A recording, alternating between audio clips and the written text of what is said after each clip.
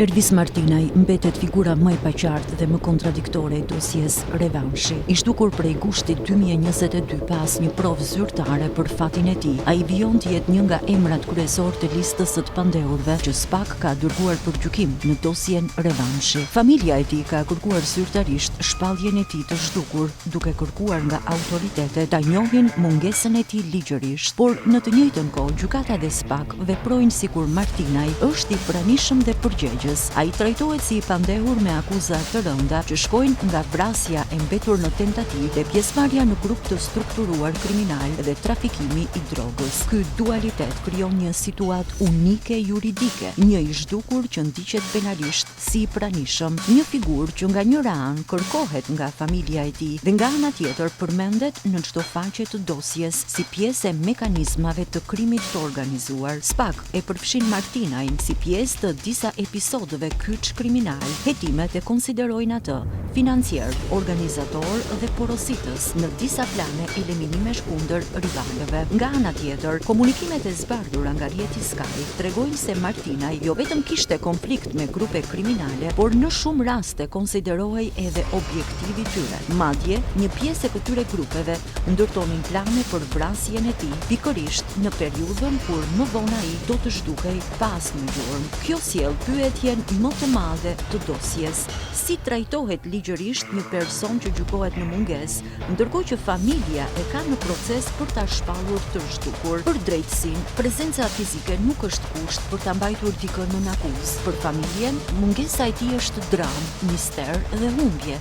Për dosjen Revanshi, Martinaj një nyje kyçe lidhëse mes grupeve, klaneve kriminale dhe aleancave të prishura. Pavarësisht se nuk dihet nëse jeton, se ku ndodhet apo çfarë ka ndodhur me të, emri i Ervis Martinajit mbetet një nga shtyllat e dosjes. Përveç Martinajit, për gjykim janë dërguar edhe 26 persona të tjerë, të cilët sipas hetimeve kanë bashkëpunuar në konfliktet mes grupeve kriminale që goditën vendin vitet e fundit. Vendimi i SPAK për të përfshirë Martinaj në këtë proces ngre pyetje mbi mënyrën se si ligji trajton të zhdukurit që janë të përfshirë në hetime të rënda. Nga njëra anë, familja kërkon të marrë certifikatën e zhdukjes për të mbyllur një kapitull të dhimbshëm personal. Nga ana tjetër, drejtësia vendos të vazhdojë procedurat ligjore edhe pa prezencën e tij fizike, duke e kthyer këtë rast në një precedent të pazakont për sistemin shqiptar të drejtësisë. Personat e dërguar për gjykim janë ish deputeti i Partisë Socialiste Arben Ndoka,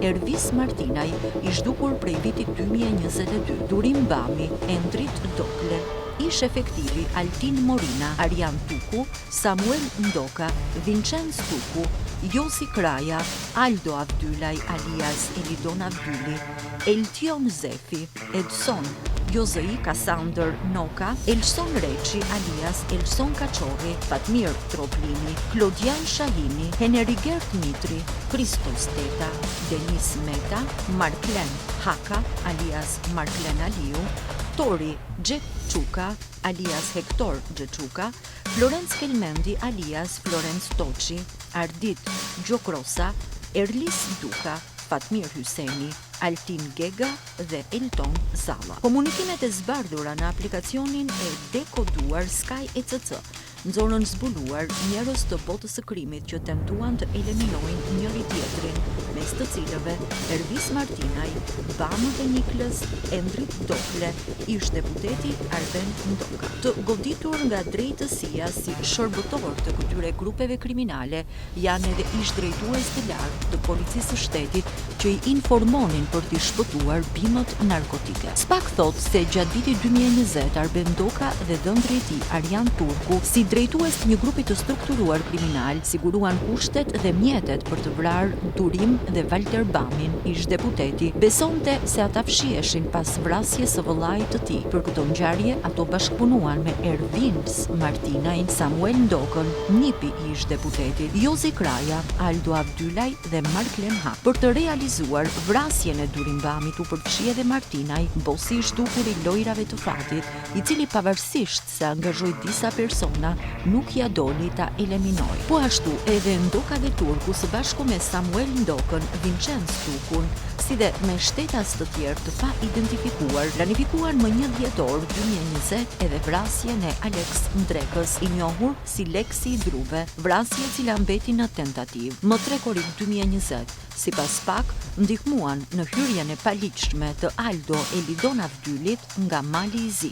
Nga ana tjetër, Durim Bami, drejtuesi i grupit rival, në bashkëpunim me Endrit Doklen dhe të tjerë, siguroi kushtet gjatë janarit 2021 për të vrarë Arben Ndokën, ndërsa në shkurt 2021, bashkë me Dokle dhe Marklen Hakën, planifikoi vrasjen e Tori Xhexhukës dhe Erigers Mihasit, miki Ervis Martinaj, i cili u vra në Tiranë. SPAK thot se Ervis Martinaj i zhdukur prej kushtit të vitit 2022, bashkë me antarët e grupit të tij, Denis Metën dhe Krispos Teton, organizoi gjatë vitit 2020 vrasjen e rivalit të tij të përbetuar, Leonard Dukës, Elvis Gacës dhe Altin Gegës, si dhe deri në mars 2021 përgatiti vrasjen e Fatmir dhe Armando Hussein. Paralelisht, një grup tjetër i drejtuar nga Tori Hector Xhexhuka dhe i financuar nga Ervis Martinaj me pjesëmarrjen e Florenc Kelmendit dhe Marklen Hakës, u organizua nga qershori 2020 për vrasjen e Durim Bamit, duke tentuar më 4 nëntor 2020 ta ekzekutonin atë dhe djalin e hallës së tij,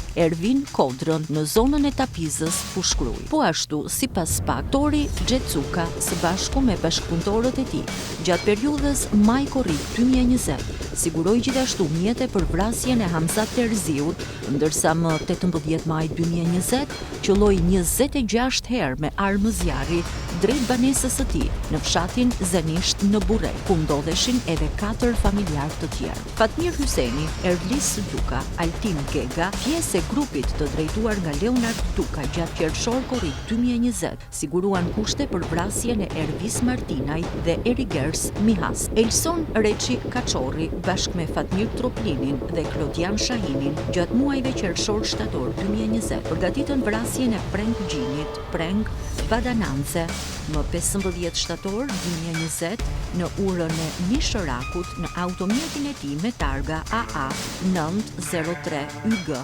shpërtheu një sasi eksplozivi, duke e plagosur rënd Gjinin dhe duke lënduar lehtë 2 kalimtar të rastit. Sipas SPAK, Durim Bami drejtonte e financonte një grup që kultivonte kanabis në Nikël dhe Buq gjatë dhjetor 2019, korrik 2020 dhe sërish në shtator 2020, duke administruar të gjithë aktivitetin. Në ndihmë i vinte ish efektivi Reneas, Altin Morina, i arrestuar, dhe persona të tjerë të pa identifikuar që jepnin informacione të brendshme dhe shmangnin kontrollet policore. Në zonën e Lezhës për drogë vepronte edhe grupi i drejtuar nga Elson Reçi që kultivonte dhe trafikonte kanabis. Në ndihmë i vinte edhe polici Klodian Shahini, i cili ishte shefi sektorit të narkotikëve në policinë e Lezhës, duke e informuar dhe duke ndihmuar shmangjen e kontrolleve. SPAK identifikon edhe një grup tjetër të strukturuar kriminal në Lezhë dhe Krujë, maj-shtator 2020, me drejtues ende të pa identifikuar. Të përfshirë ishin policët Klodian Shahini dhe Heneri Gert Mitri, ishte drejtues i policisë së Lezhës, të cilët dyshohet se favorizonin kultivimin, jepnin informacione dhe shmangnin kontrollet. Mitri përdorte Sky ECC dhe lejonte edhe lojrat paligjshme fati. I përfshirë rezulton edhe Elton Zalla, në banesën e të cilit u gjetën 202 kg kanabis më 20 shtator 2020. Për trafikun ndërkombëtar të kanabisit, SPAK akuzon Arjan Tukun, Kasander Nokën dhe Edson Josvikun, që kanë drejtuar një grup që trafikonte kanabis drejt Bashkimit Evropian, qershor-nëntor 2020, në bashkëpunim me Oltion Zefin dhe të tjerë. Më 3 nëntor 2020 në Malin e Zi u sekuestruan 160 kg kanabis nisur nga Shqipëria. Gjithçka nis një mëngjes së dhjetorin vitin 2017 në Lezhë, Plumbat e Kalashnikovit i marrin jetën Aleksandr Ndokës brenda makinës kur sapo kishte parkuar përpara shtëpisë. Antari i Këshillit Bashkiak të Lezhës dhe kryeinspektori i KMT-s për Veriun u qellua me breshëri në makinën e tij Mitsubishi. Aleksandri ishte vëllai i Arben Ndokës, në atë kohë deputet i Partisë Socialiste. Për shumë kohë ai besoi drejtësisë, por nga ana tjetër nisi hetimet vet për të zbuluar autorët.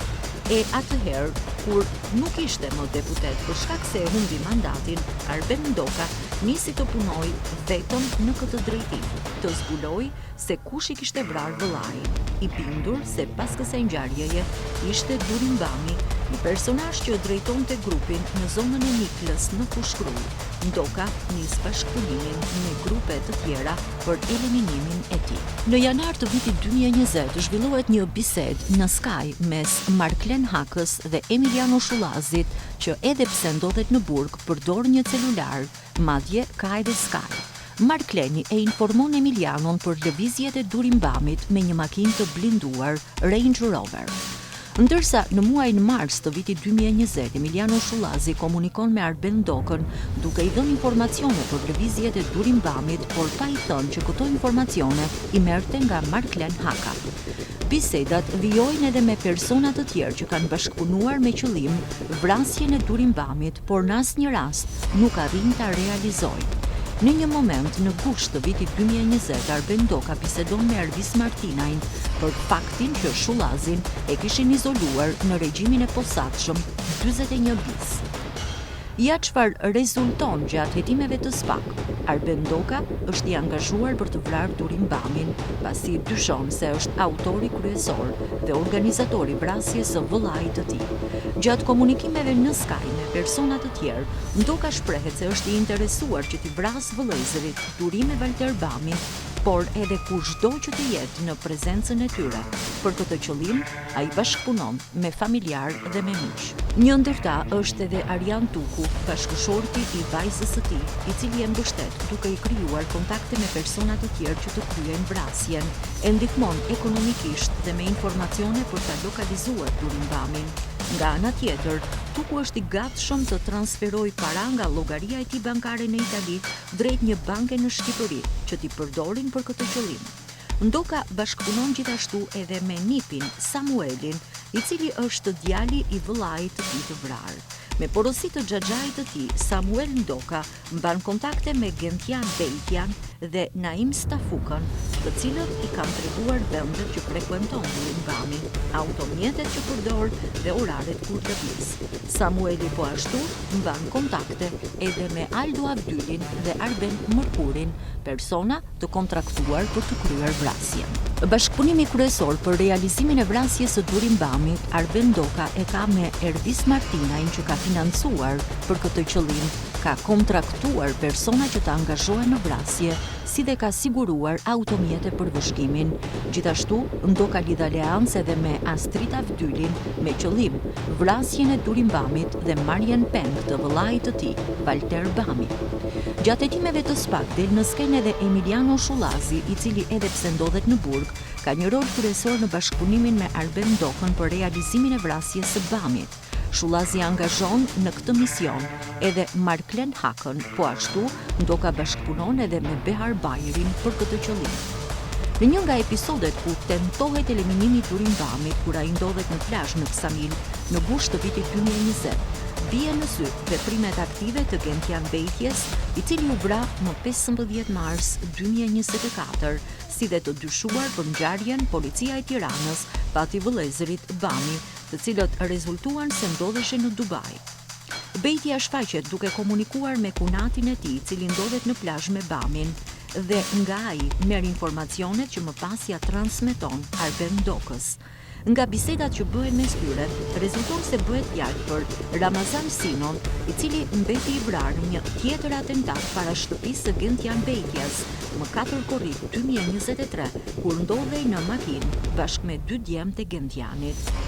Me gjithë angazhimin maksimal për ta ekzekutuar në plazh, Durimbami arrin të largohet. Këtu nis angazhimi i Ervis Martinajt, i cili përveç mbështetjes me automjete dhe njerëz, ka futur edhe një vajzë që të josh një nga personat që shoqëronin Bamin. Gjatë hetimeve del në skenë edhe Behar Bajri, i arrestuar në vitin 2023 në kuadër të operacionit Metamorfoza.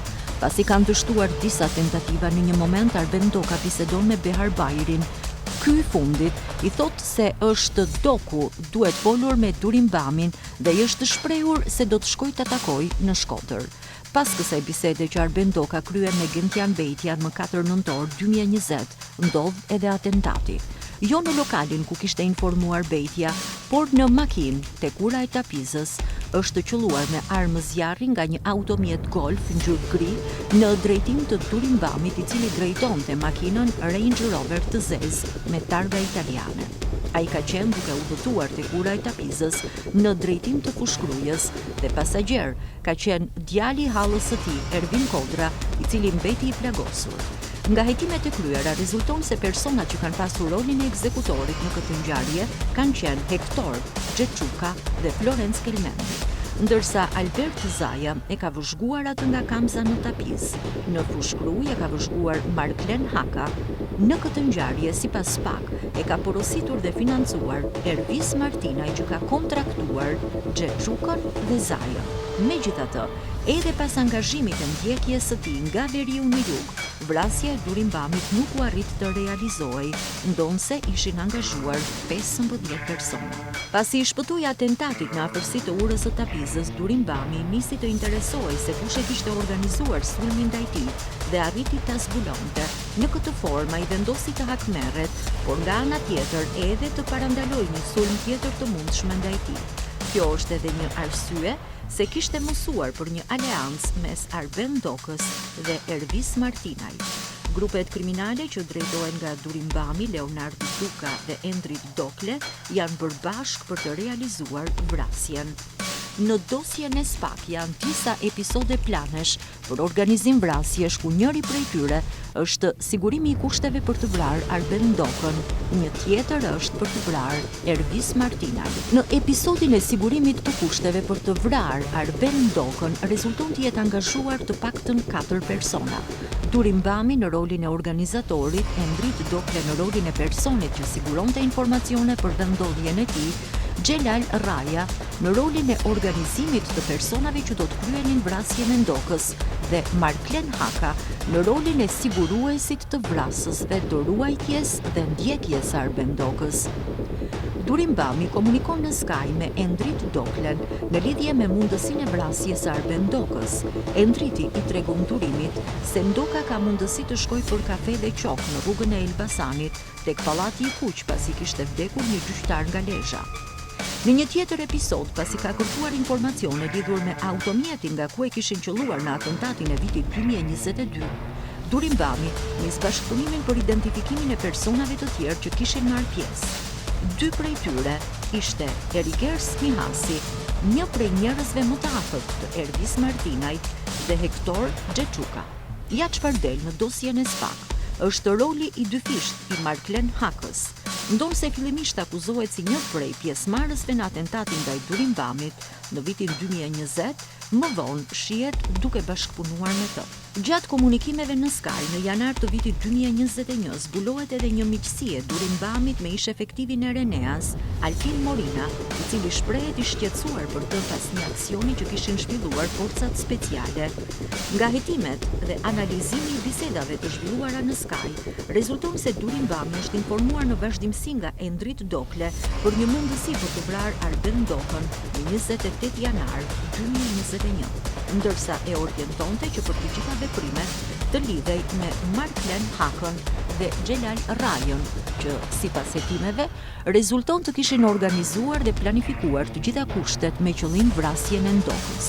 Ndonse dikur i përkisnin të njëjtit krah politik, duket se 2 ish-deputetët e Partisë Socialiste, Arben Doka dhe Rahman Raja, i cili është vllai Xhelal Rajës, në jetë kanë qenë kundër njëri tjetrit. Durim Bami del se komunikon me Xhelal Rajën për gjetjen e vrasësve.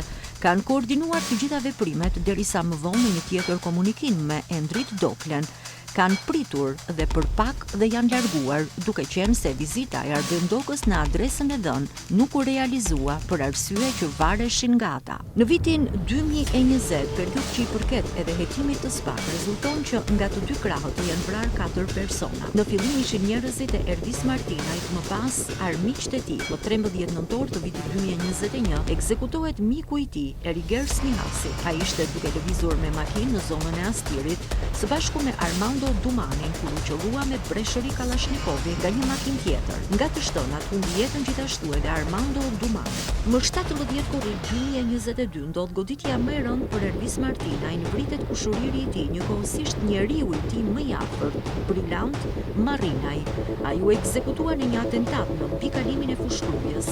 Autorët qelluan me breshëri Kalashnikovi drejt makinës me të cilën udhëtonte Brylant Martinaj, Tikler Vata dhe Besmir Hoxha. Nga ana tjetër, Roan Brahimi, i cili u vra në Greqi, ishte akuzuar për vrasjen e Klisman Preçit gjatë një atentati që synonte eliminimin e Ylli Ibrahimit, krau i djathtë i Erdis Martinaj. Ndërkohë, ata që krijuan të gjithë këtë përplasje, që duket se nisi në vitin 2017 në Lezhë kur u vra Aleksandër Ndoka, nuk janë kapur ende.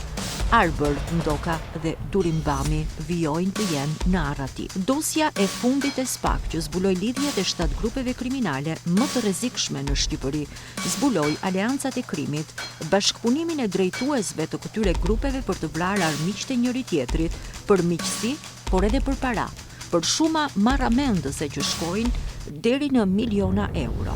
Episodi i 18 në dosje flet për sigurimin e kushteve për të vrarë Erdis Martinaj, një plan që është porositur dhe financuar nga Leonard Duka dhe ekzekutor janë vëllai i tij, Erlis Duka dhe Fatmir Hyseni, i njohur si Doçia. Ndërsa në rolin e vëzhguesve, transportimit të armëve dhe lokalizuesit të Erdis Martinajt e lidhjeve të tij janë Drian Tobardi dhe Altin Gega.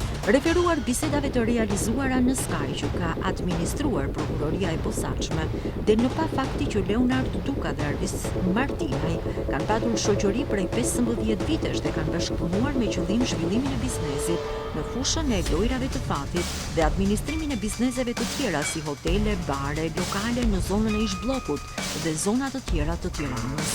Gjithashtu, ata kanë bashkëpunuar edhe me qëllim zhvillimin e aktivitetit të paligjshëm të trafikut të narkotikëve. Konflikti mes Dukës dhe Martinajt ka nisur për shkak të një debati që Leonardi ka pasur me Santiago Malcon, i vrarë në 27 gusht 2019, i cili, sipas të dhënave të SPAK, ka dhunuar baban e vëllezërve Duka. Malko ka qenë në lidhje e ngushtë e Erdis Martinajt e Riger Smihasit. Pas vrasjes së tij, Martinaj bëri përgjegjës për krimin Leonard Dukën dhe lidhjet e tij. Kjo ishte edhe arsyeja pse Erdis Martinaj u angazhua më pas për të vrarë Leonard dhe Erlis Dukën, Fatmir Hysenin, Altin Gegën dhe Elvis Gaçaj, si hakmarrje për ekzekutimin e Santiago Malcos. Në një rast që i përket datës 10 korrik 2020 është tentuar ekzekutimi i Erdis Martinajt në një plazh në Dërmim. Leonard Duka kishte siguruar informacione se Martinaj ndodhej aty me një vajzë, duke i dërguar edhe një foto të saj, dhe këtë fakt ja ka bërë të ditur Fatmir Hysenit. Ky i fundit ka dërguar një person të cilin e qua Nipçe për ta verifikuar nëse ndodhej aty. Rezulton se edhe në datat 28, 29 dhe 30 korrik 2020, ata kanë angazhuar njerëz për të monitoruar zonat e plazheve nga Dërmiu në Himar për të gjetur Erdis Martinajn dhe për ta vrarë. Ndërkohë, në periudhën nga data 1 gusht 2020 në vazhdim, Leonard Duka ka siguruar informacione që Martinaj kishte angazhuar disa vajza që t'i afroheshin në mënyrë që ta nxjerrnin në prit. Ai lajmëron Fatmir Hysenin dhe bëjnë planin për të vrarë kudo që ju afrohej. Gjatë bisedës, ata flasin edhe për një punonjës policie, që e quaj Olsi, i cili ndihmonte Erdis Martinaj.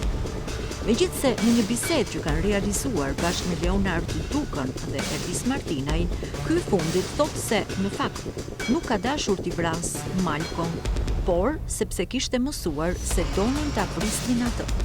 Gjatë bisedës, ata i tregojnë njëri tjetrit që kanë marrë informacione në lidhje me persona që janë të angazhuar për të kryer vrasjen e njëri tjetrit nga të dy palët. Nga ana tjetër, në një moment, Leonard Duka dhe Ervis Martinaj flasin edhe për ndarjen e llogarive që kanë pasur bashkë dhe pasi do të likuidoheshin me parat, nuk do të kishin më punë bashkë. Duka i nis foto të dy faqeve ku shënoheshin llogaritë e përbashkëta që ata kishin pasur me njëri tjetrin, por në fund prap nuk bien dakord. Në një moment, Martinaj i tregon për motivin e vrasjes së Gjindoj, ngjarje nga e cila del në dosjen e parë Metamorfoza e realizuar nga grupi Bajeri. Madje edhe pas vrasjes së tij, Martinaj dhe Arben Doka vjojnë të mbajnë pas vetes vëllain e tij, Jozi Kraja, i cili nga ana tjetër nuk e dinte se kush e ka urdhëruar vrasjen e të vëllait dhe punonte për ta. Informacionin që vetë Ervis Martinaj i tha për motivin e vrasjes së Gjin Boriçit, Leonard Duka e përdori si armë kundër tij. Ai u tha njerëzve të tij që të përhapnin sa më shumë lajmin që Nardi jep 10 milion euro për Ervis Martinajn dhe në këtë formë do t'i afroheshin edhe vetë njerëzit e tij që do ta shisnin. Kjo dosje e SPAK, aqsa zbulon fijet që lidhin krimin në Tiranë, Durrës, Lezhë, Fushkruj, Shijak e Rrëshan. Tregon shumë edhe për nivelin e kriminalitetit. Tregon si lidhen aleancat e krimit, aleanca të ndërtuara mbi intriga, pa besi, pa norma e pa rregulla. Aleanca që nuk pyesin për miqësi, lidhje parefisnore e madje as familjare, që të vrasin natën e të qajnë ditën. Aleanca që sa më shumë dalin në dritë prapaskenat e tyre, aq më shumë bindemi që vërtet mafia shqiptare nuk ekziston. Mafia është ndërtuar mbi disa rregulla strikte, mbi disa betime që askush nuk i shkel dot. Por aleancat e krimit të organizuar shqiptar, të paktën me aq sa del nga bisedat e eksponentëve kryesor të 7 grupeve kriminale, nuk njohin as norma, as rregulla, as besë, as familje. Për të realizuar qëllimin, ata shesin këdo, madje edhe të vdekurit.